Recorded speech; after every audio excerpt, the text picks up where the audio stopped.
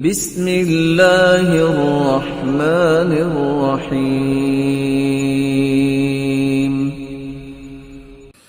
ومن صلى الفجر في جماعة فهو في ذمة الله فلا تغفر ذمة الله. جو فجر کی نماز با جماعت پڑھتا ہے وہ اللہ کی امانت و ضمانت میں چلا جاتا ہے.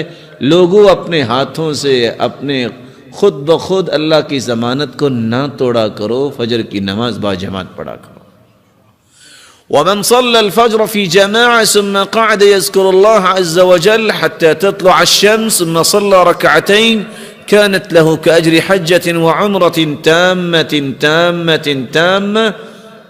جو صبح کی نماز با جماعت پڑھ لے پھر اللہ کا ذکر کرے یہاں تک کہ سورج نکل آئے، 2 رکعتیں اٹھ کے پڑھ لیتا ہے، اللہ رب العزت مکمل حج اور عمرے کا ثواب اسے نصیب فرما دیتے ہیں.